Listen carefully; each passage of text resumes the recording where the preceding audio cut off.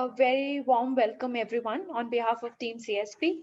So this is the 30th lecture, Friday lecture by our team. So I welcome Professor Sandeep Shastri sir and also Professor Sangeeta Menon, the head and dean NIA CSP, School of Humanities, National Institute of Advanced Studies. Now she's also the chairperson of today's talk. I request Sangeeta ma'am to please introduce today's speaker. Ma'am, over to you.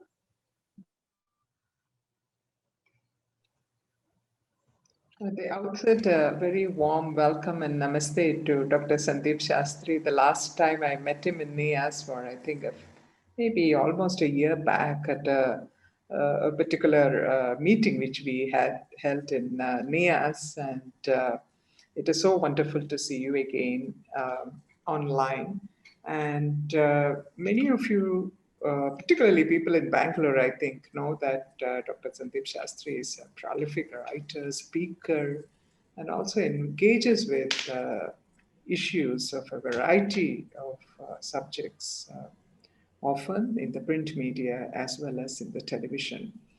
And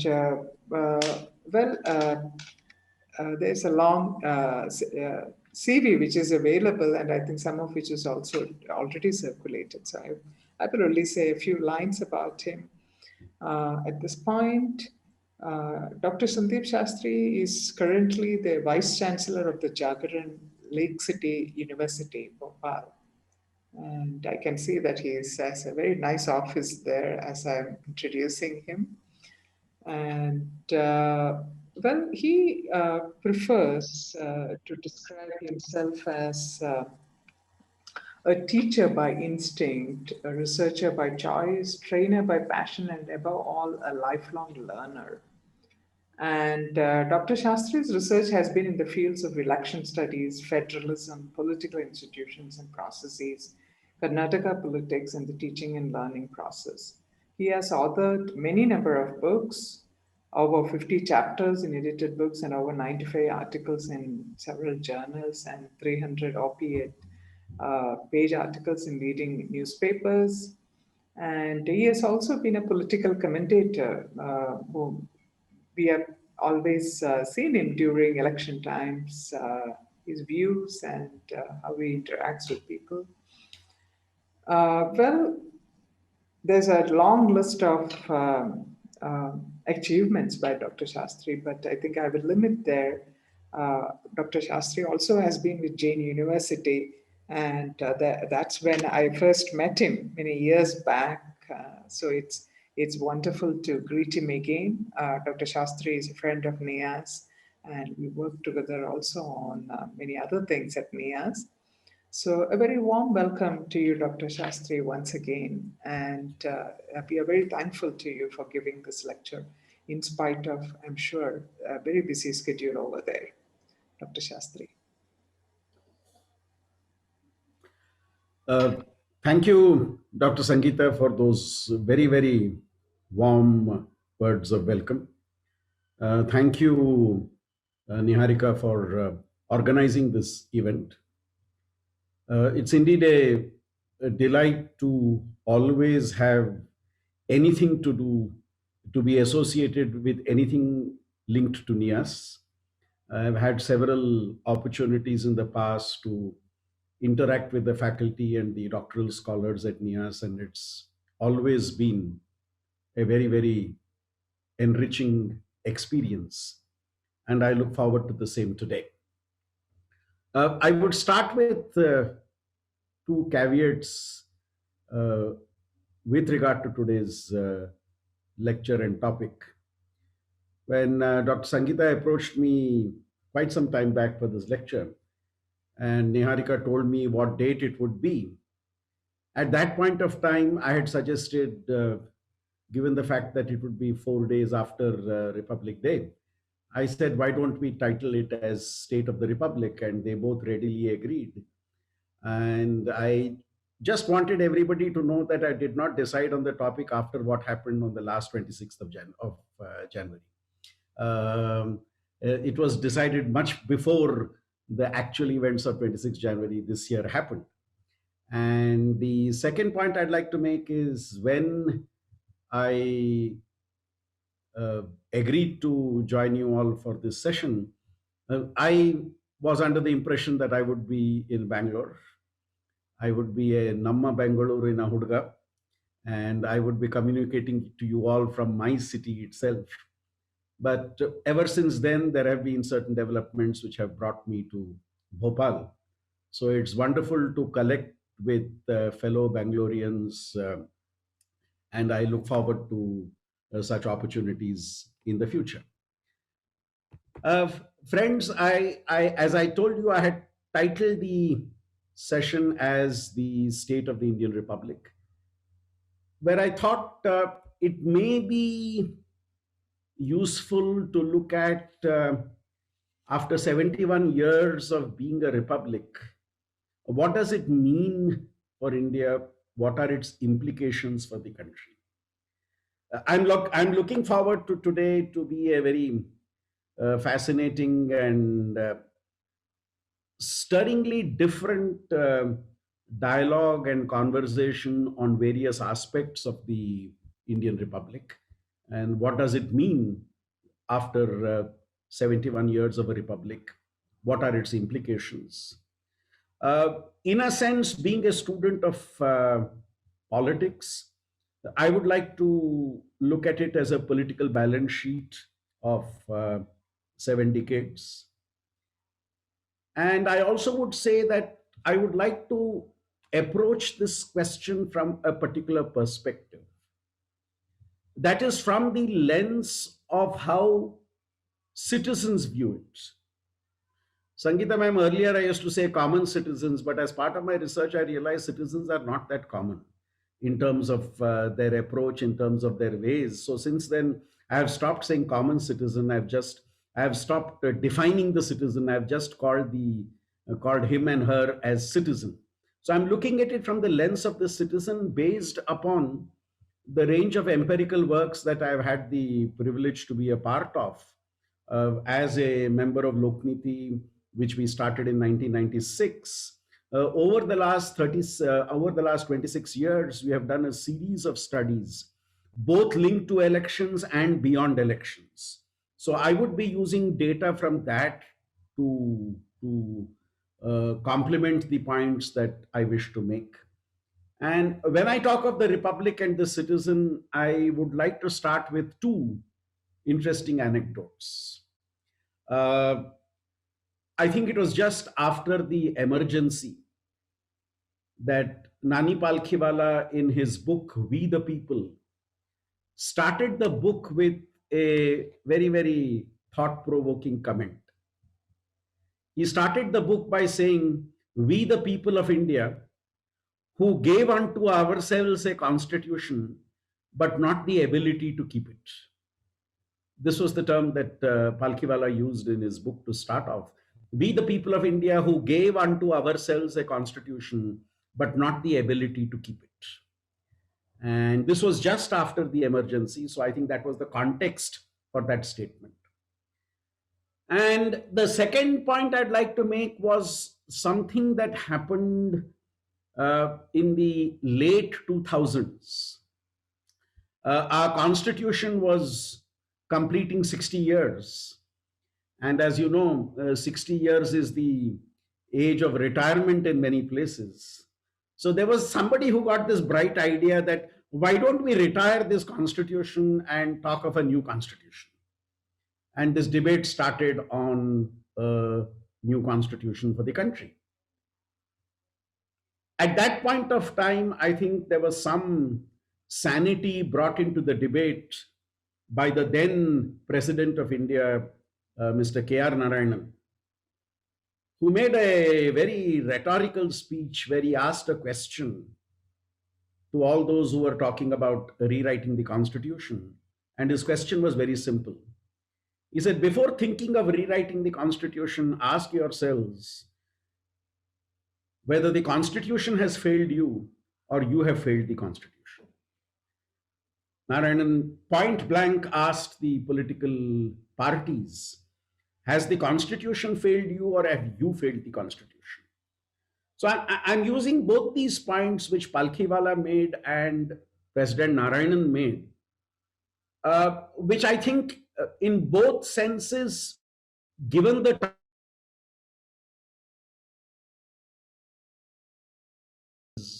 what citizens of the country at that point of time were actually thinking. And keeping this as a backdrop, let me now come directly to the points I wanted to discuss. If you look at the political balance sheet of the Indian Republic for the last 7 decades, I think there are certain very important pluses that I would like to focus on. Plus number one, I think these 7 decades has seen what I would call, and what a lot of my colleagues have called, the deepening of the democratic process. One complaint of a lot of people is that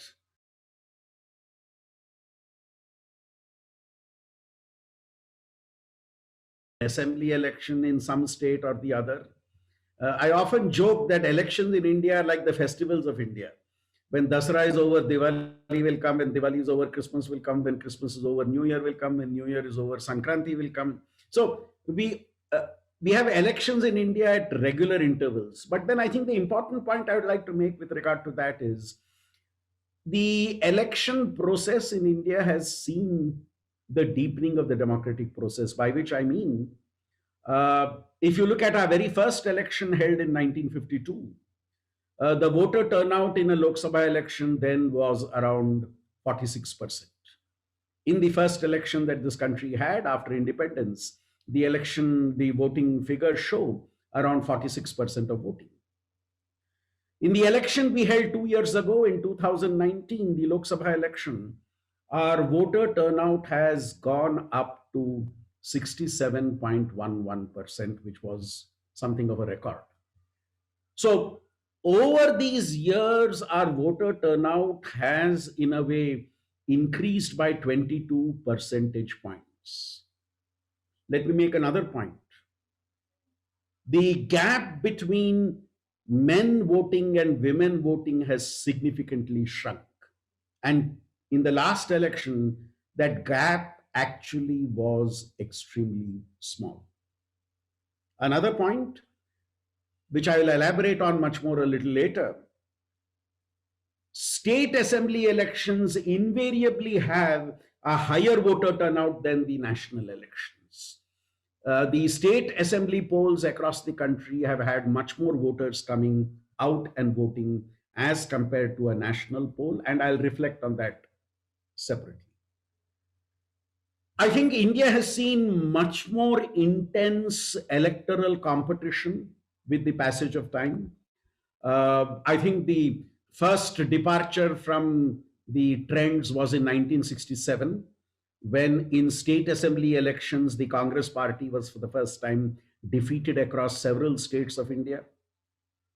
The second benchmark was 1977, when the Congress was for the first time defeated nationally and the Janata Party came to power.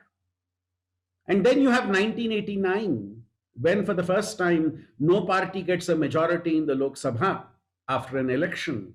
And 1989 ushers in a phase of coalition and minority governments, with no party getting a majority in the Lok Sabha for nearly 25 years, up till 2014, when the BJP once again secures a majority. So if you look at the electoral competition in the country, it has been quite intense. And let me make another point.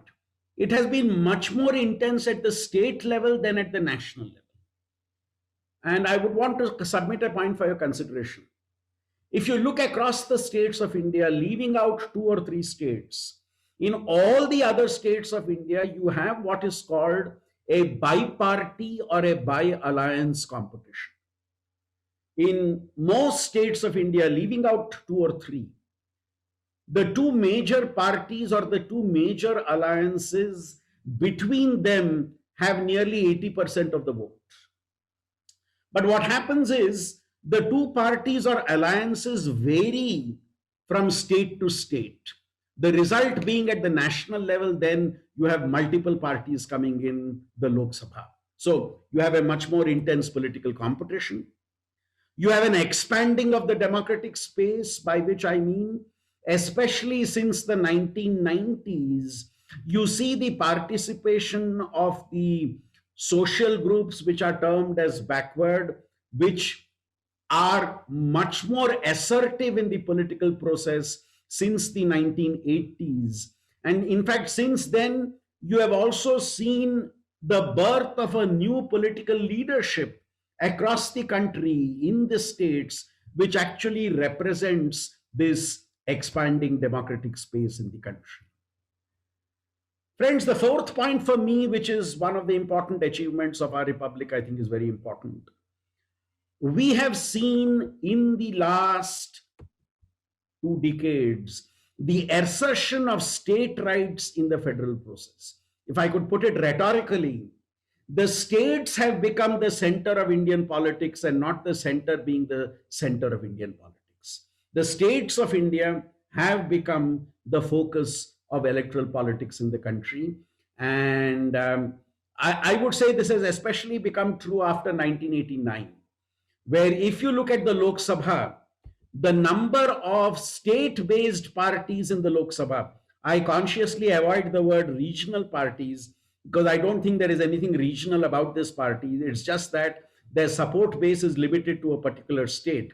So I would prefer to use the term state-based parties. The state-based parties have increased dramatically in numbers, whereas the number of national parties has more or less remained stable. So that is again for me an assertion of state rights. The fact that a chief minister of a state directly becomes the prime minister of India, that the chief minister of a state becomes the prime ministerial candidate of a leading party is a clear assertion for me of state rights. Transformation of our party system, we have moved from a one-party dominant system to a clear competitive party system, which I think is something which is a plus in our emerging republic. And I would say finally, the greater visibility of civil society organizations and their initiatives, I think as a counterpoint to the political parties and the failure of political parties, I think is an important plus if you see the political process. But now let me come to the deficits in our balance sheet, or let me come to what, if not the deficits, are not necessarily assets in our balance sheet. And the first is a point I'd like to spend a minute on. I think one very big challenge which the Republic has faced is what I would call the gap between the very idea of democracy and the imagination of democracy. The idea of India as a republic and the imagination of India as a republic. In our surveys, when we ask people, do you want India to be a democracy? You will have something like 80 to 85% of people saying overwhelmingly that yes, they would want India to be a democracy. So the idea of democracy is quite strongly entrenched in the minds of the people. But then, what is the public expectation of and from democracy? Here you will notice that there is wide variation, and often you do not have a clear articulation by people about that imagination of democracy. So while the idea has gained firm roots, I'm not too sure whether that imagination of what constitutes that democracy is equally widespread and equally strong. A second dimension which I think is gaining importance today is, while processes may be in place, today citizens are not looking at processes, but people are looking at outcomes. They are looking at the outcomes of democracy, outcomes of the republic, and that for citizens does not seem to be as promising as the processes.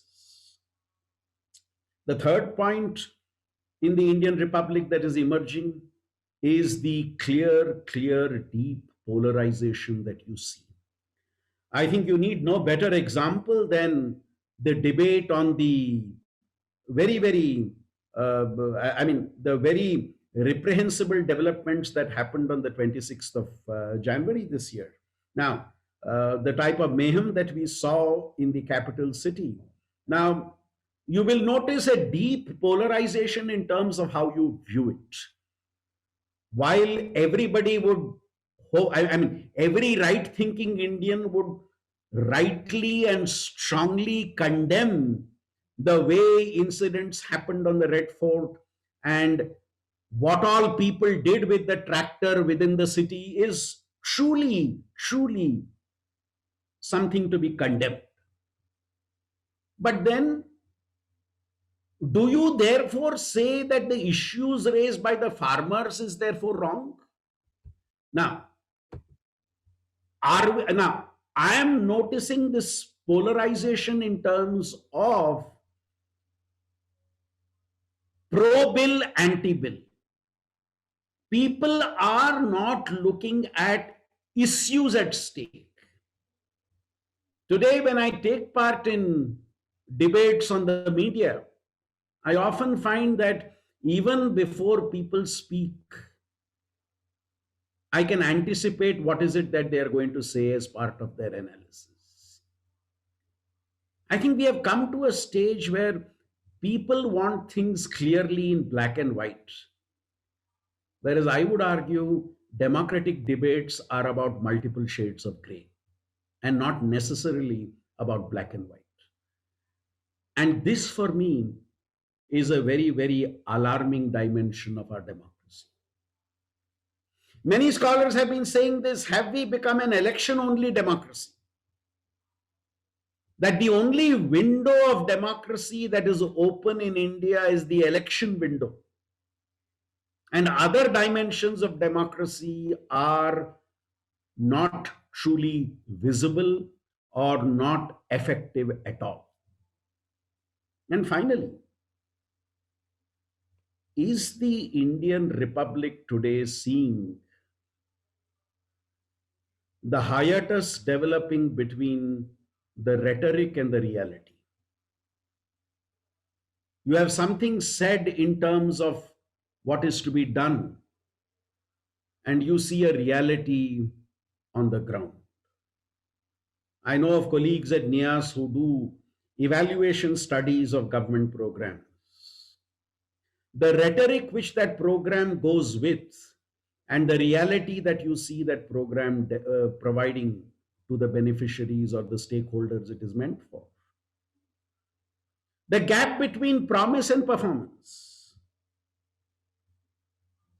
You make all types of tall claims to citizens, and that's not reflected in performance. This explains possibly the high turnover of governments in the country. This explains why very often ruling parties are not able to win for more than a term, and at max sometimes 2 terms. And of course, linked to that, the gap between aspirations and achievements.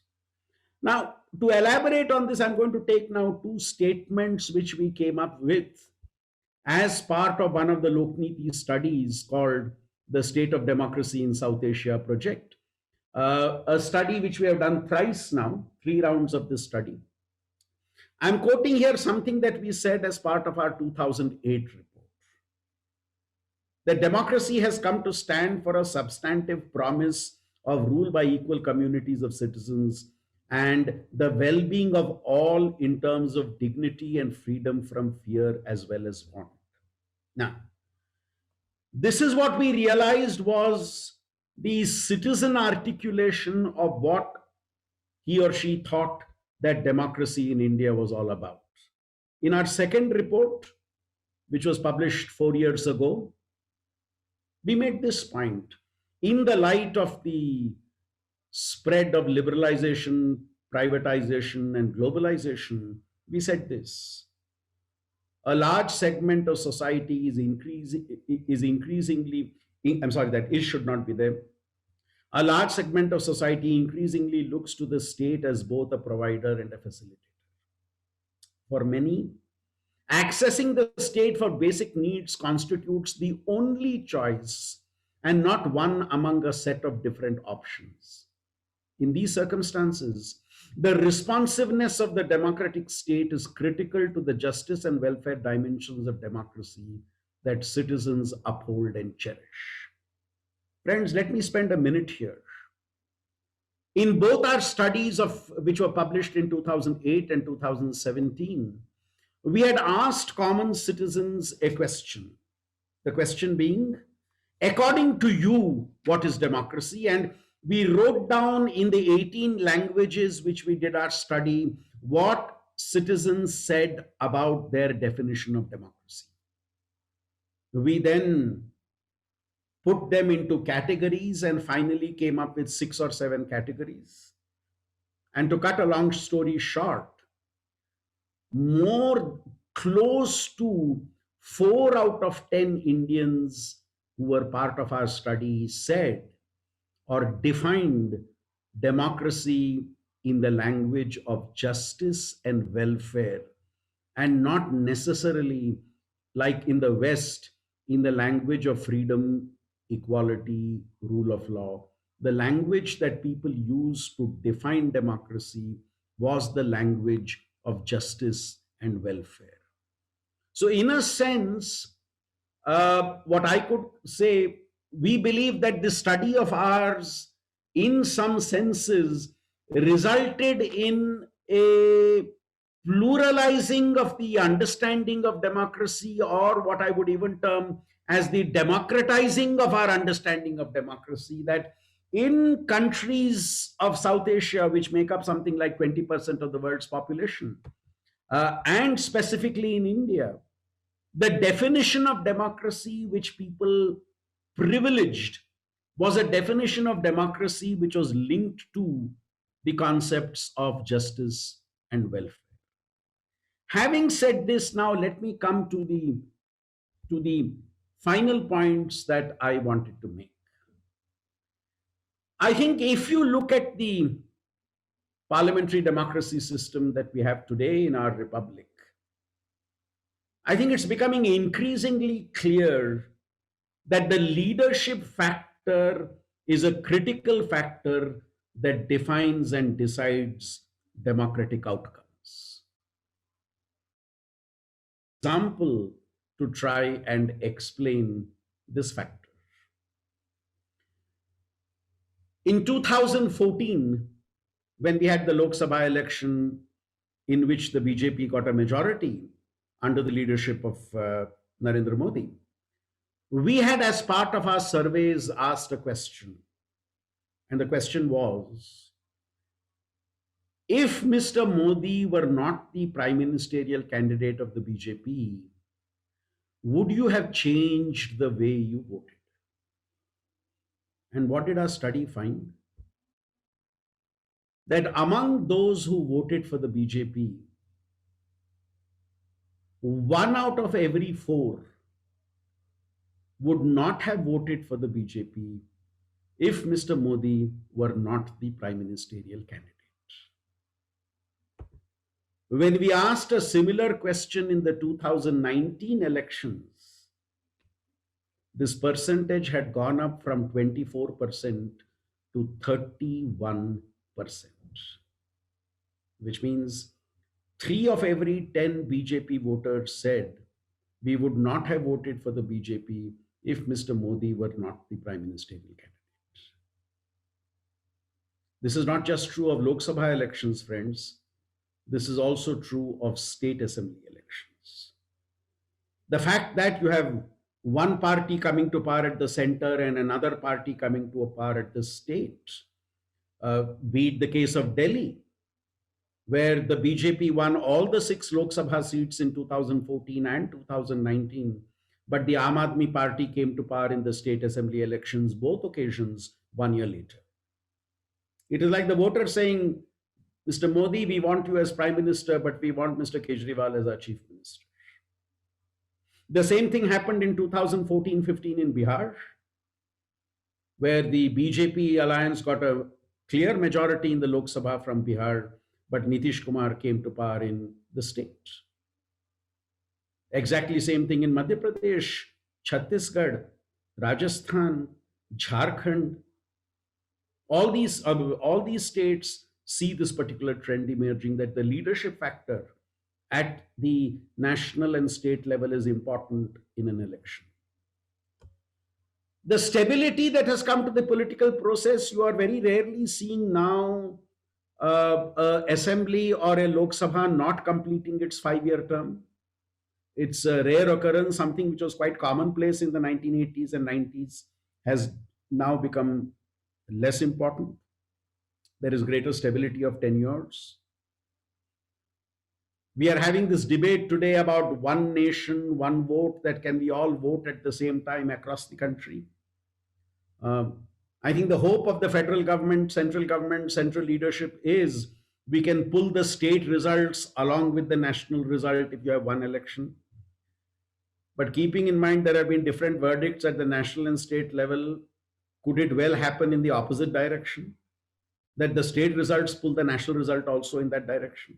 So I think it's important for us as a republic to ask the question, we are definitely talking of one nation, no shadow of doubt about this.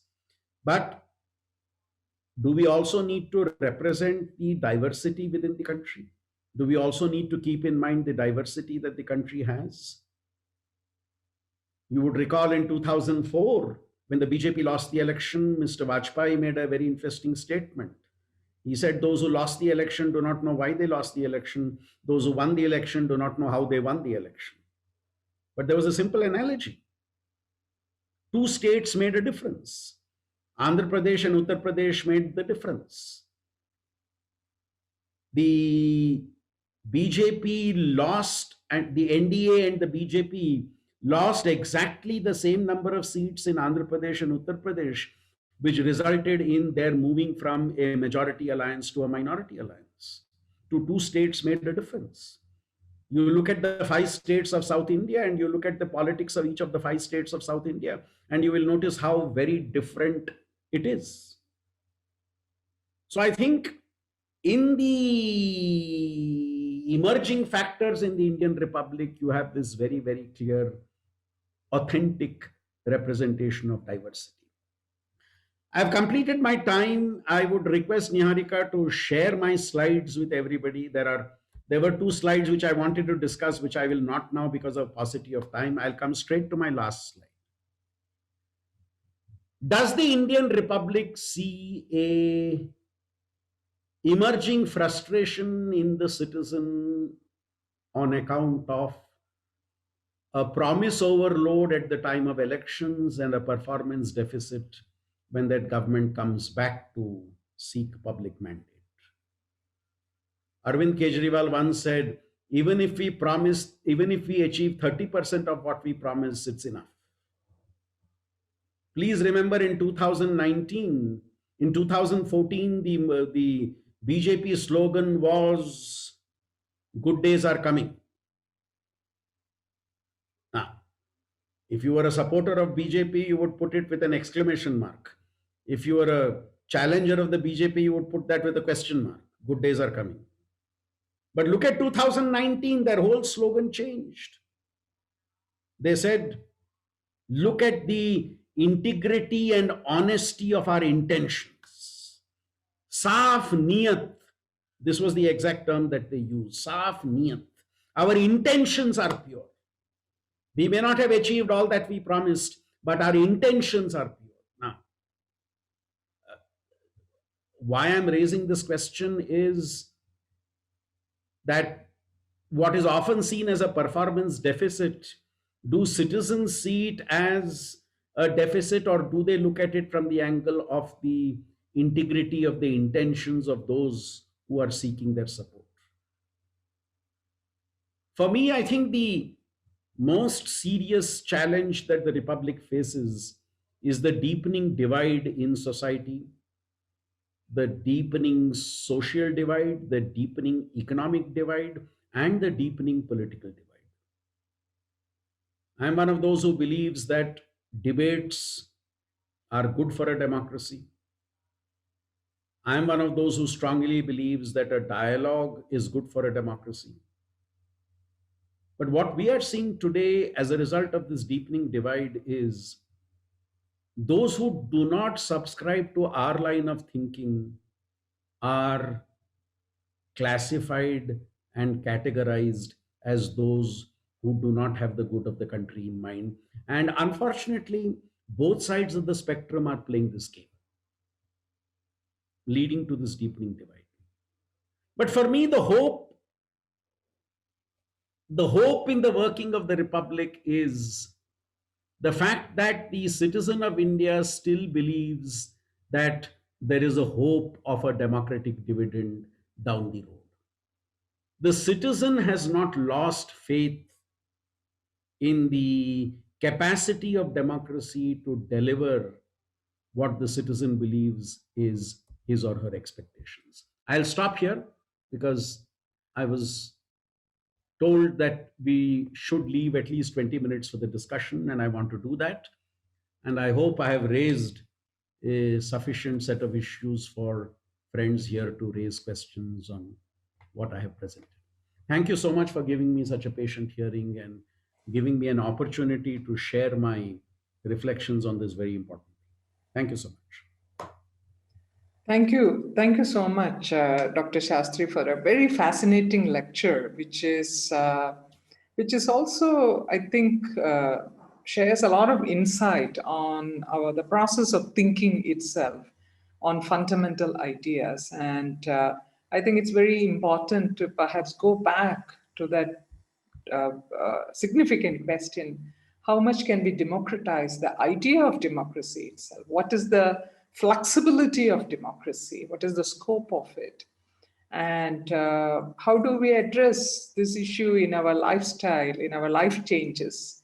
And perhaps also as a philosophical point, how do we define our existence in the current scenario when the thinking itself is so dynamic? And I think, as also what you emphasize, there's a lot of polarization, and labeling happens very soon. And so definitely we live in a pluralistic society today for sure, but where perhaps our opinions and our judgments get perhaps colored, and they don't come in the framework of a dialogue. And as you rightly said, it is so important that we encourage debates and dialogues. To open this lecture to questions, people can either write down their questions in the chat box or raise your hand digitally through a reaction icon there. And then Ms. Niharika Sharma will unmute you and request you to ask your question.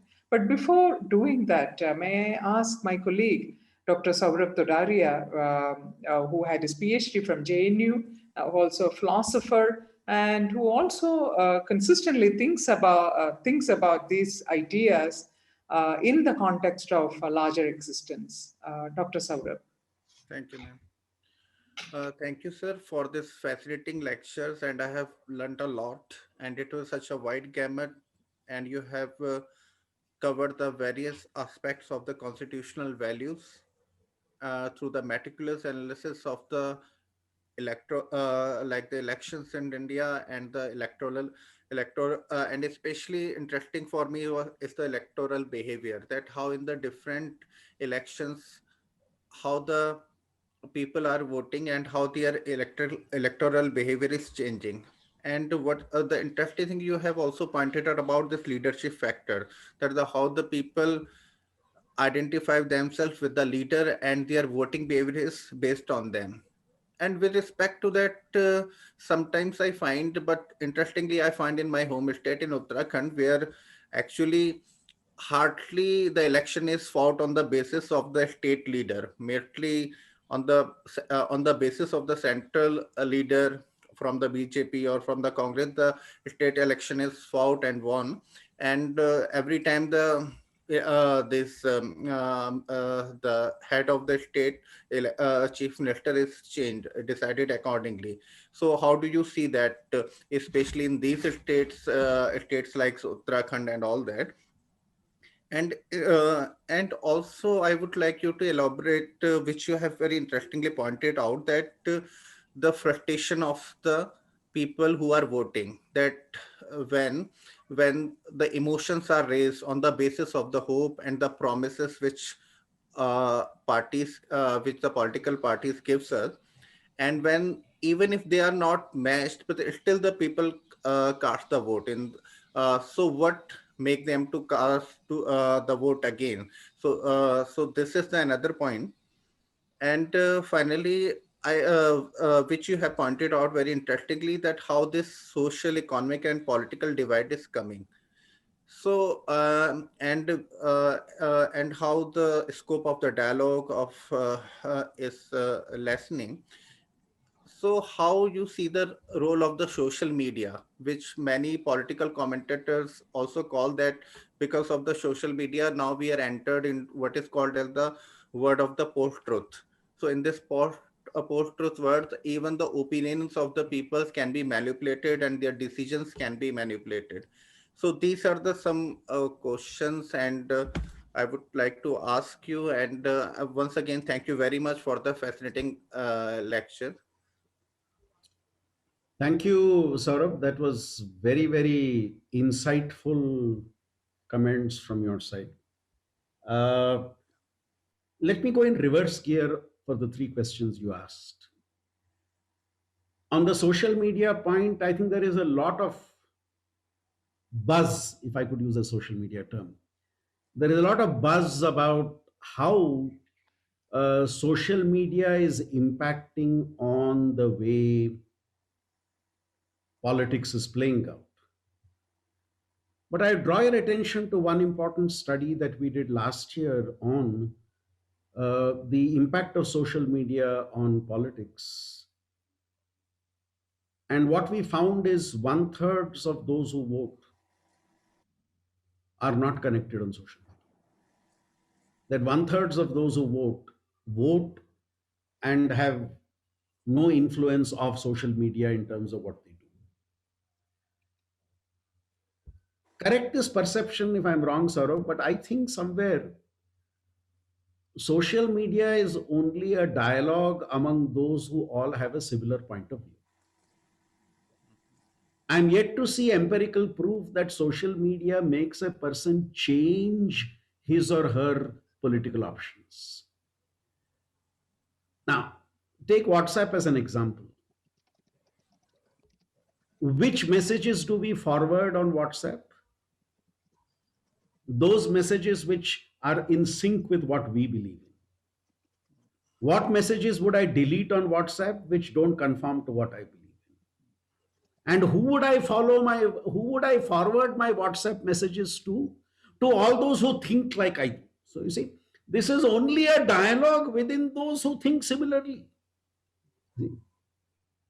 So I'm not too sure how much social media impacts, and I'm saying I am still to find empirical proof to show that social media in important ways changes the way people view politics or parties. Coming to your middle argument about how there is disquiet about how parties function, but still you have participation. Now, at one level, that is a sign of resilience of the voter who still wishes to come back. More importantly for me, I think given the fact that we are an election-only democracy, voting is that one way in which the citizen connects with the state and therefore would not like to lose out on that connect. If Sangeeta ma'am calls me on another occasion, I'll tell you that we see a clear trend, unlike the West, of how in India, the poorer you are, the less educated you are, the more rural you are, the more likely you are to vote. The richer you are, the more educated you are, the more urban you are, the less likely you are to vote, which is a direct contradiction to what is in the West. And I'm saying this based upon empirical studies done over a period of time, but that requires a totally different debate. Niharika will share with whoever wants it my entire PowerPoint, because in that PowerPoint there were 4 data points where I showed People were unhappy during the lockdown. People suffered during the lockdown. But people said, we want the government which is in power to come back to power. See? Now, so you are unhappy with the way things are going. You believe that the political process has not functioned in the way you want it to function.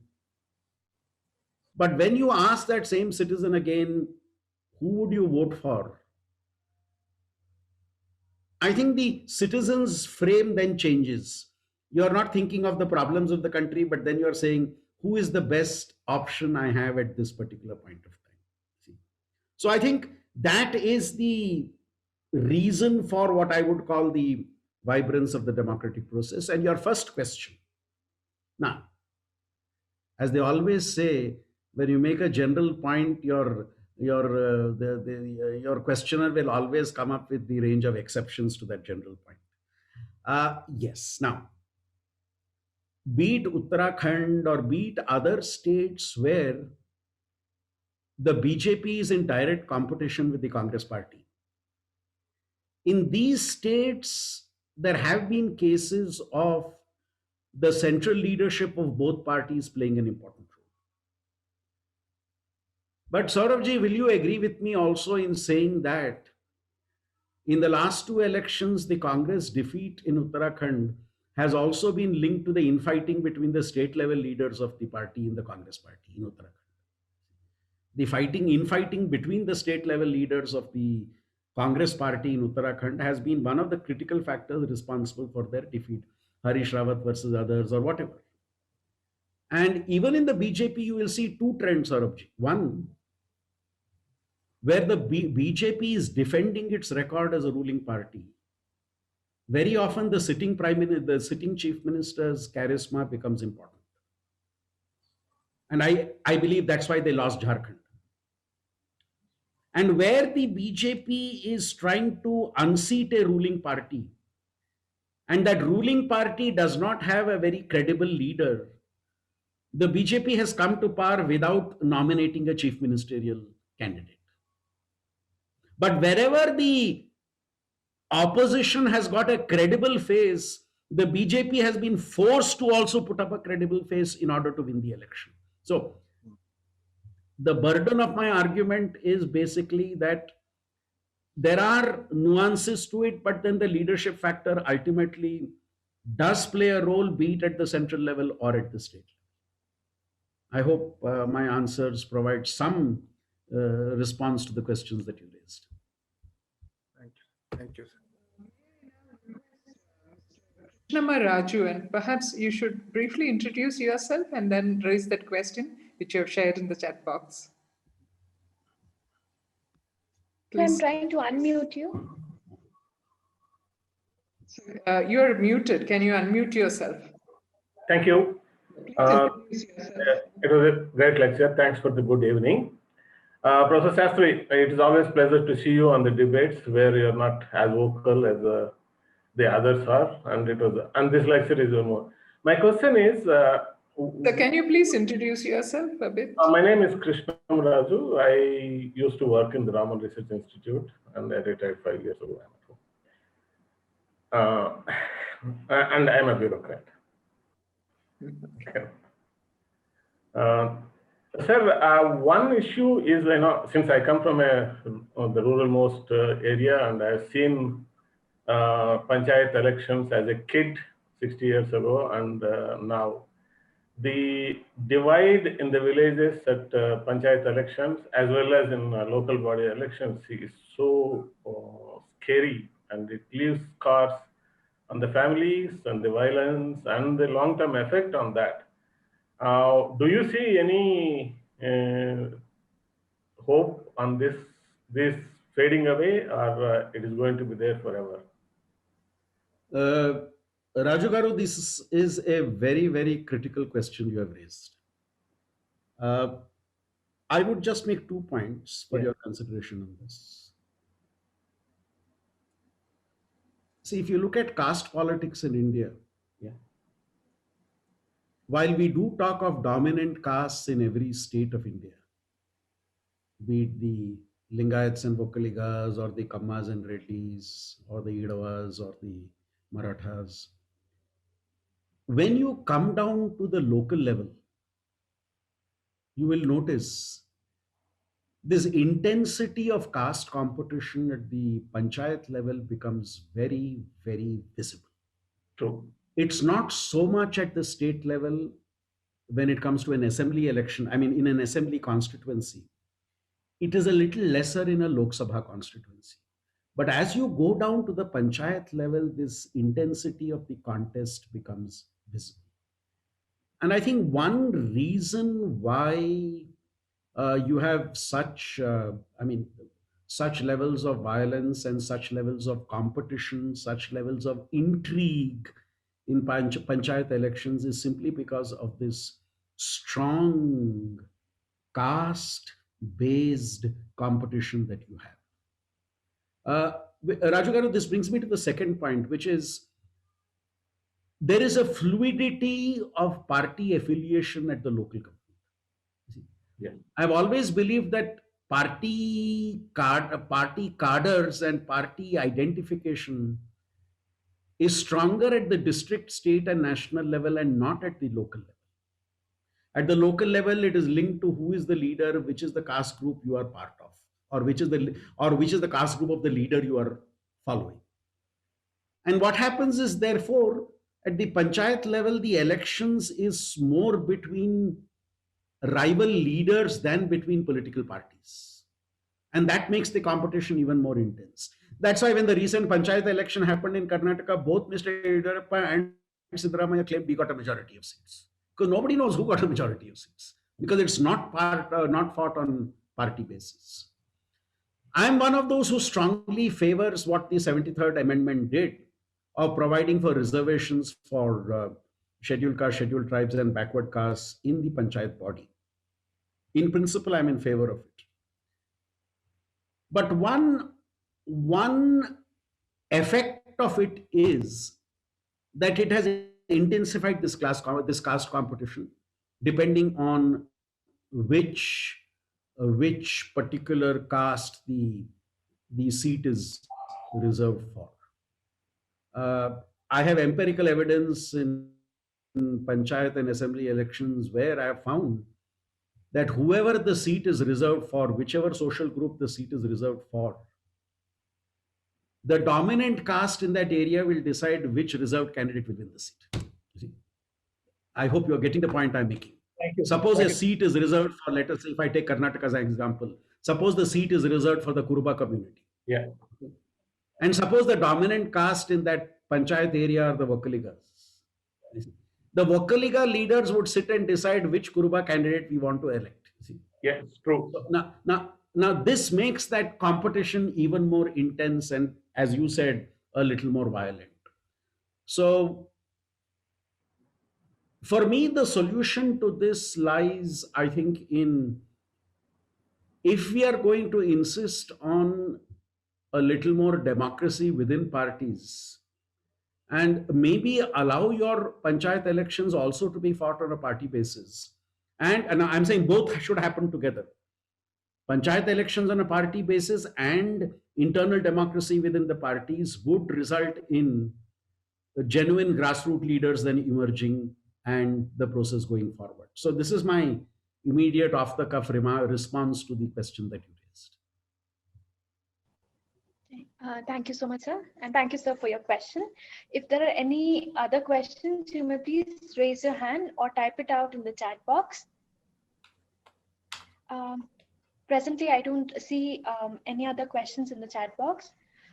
So like each Friday, we'll be opening up the WhatsApp groups. If you want to ask any other questions or you want any other topic to be discussed with the speaker. So Meera has already opened up the WhatsApp group for your questions and discussion. I see Mr. Gautam wants to ask a question. Sir, please. I'm trying to unmute you, sir. Please introduce yourself as well. Mr. Gautam Ghosh, please introduce yourself. If you have a question, and please make it brief.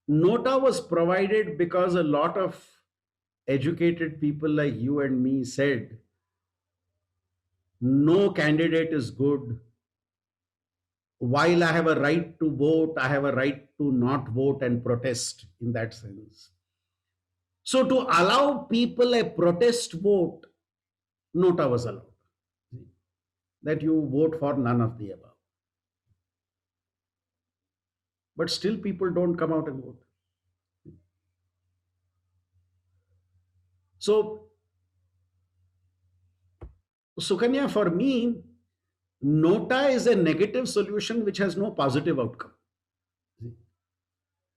See, if you ask people to reject, it's very easy to reject. If you ask people to reject, it's very easy to reject. I don't know if Sangeeta ma'am will call me again after the next example I'm going to take. There was this young, it may be an oxymoron, the term I'm using now. There was this young 35-year-old man who was refusing to get married. One day, Mama dear asked him, Sonny, why is it you are not getting married? And the boy said, Mama, I have not yet met that ideal girl. That ideal girl has not yet come into my life. And Mama dear had a wonderful answer to the Sonny. Mama said, Sonny, if your dad had waited for the ideal girl, you would never have been born. See?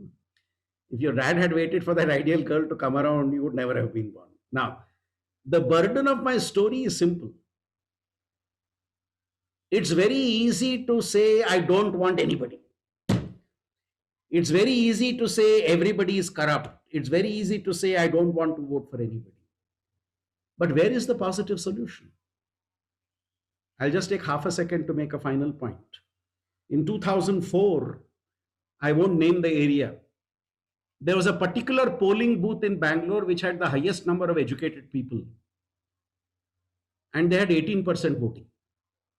18%. Next day, my students went there to do a survey to find out why did people not vote. The first thing people did is they hit their finger because they didn't want to show proof that they had not voted. Finally, those people who agreed that they had not voted, they said, sir, everybody is corrupt. That's why I didn't vote. Then my student asked them, yeah, everybody is correct. Who are the candidates in your constituency? I don't know who the candidates in my constituency were, but everybody is corrupt. This is the point I'm making. See, you already have decided that this voting is not going to help you. It's better to watch a 2-hour film at home. You have the means to get your problem solved. You don't need this voter. You don't need this elected representative to do that. So honestly, all those baying for Nota were those who were wanting to find an excuse as to why they were not voting. And when you gave them an answer to that excuse, they still did not go ahead. That's my question. Thank you, sir, for that. Indeed, a very interesting answer. And thank you, Sukanya, for that question. As we are running a little short of time, I'll request the participants to ask their questions on the WhatsApp groups that Meera has just opened up. So thank you, everyone. And a special thank to Dr. Sandeep Shastri for accepting our invitation and also giving a fantastic lecture. I'm amazed by the statistics that you use throughout your lecture, sir. So that shows already, I'm in awe of your memory, where you can recall so many numbers and you're very, with your empirical data. So thank you so much, sir, for the wonderful lecture. Thank you everyone for joining. Thank you, Sangeeta ma'am, for chairing the session. Thank you, Saurabh sir, for the wonderful comments. And thank you everyone for joining in. Stay tuned with us. We'll bring back to you a new speaker and a new Friday lecture. So thank you. Have a great evening. Thank you so much, Professor Shastri. It's really an honor for us to have you here in spite of your busy schedule. So I thank you on behalf of our director as well. Thank you so much. Thank you so much. It's a pleasure being here. Thank you, sir. Thank you, ma'am. Thank you.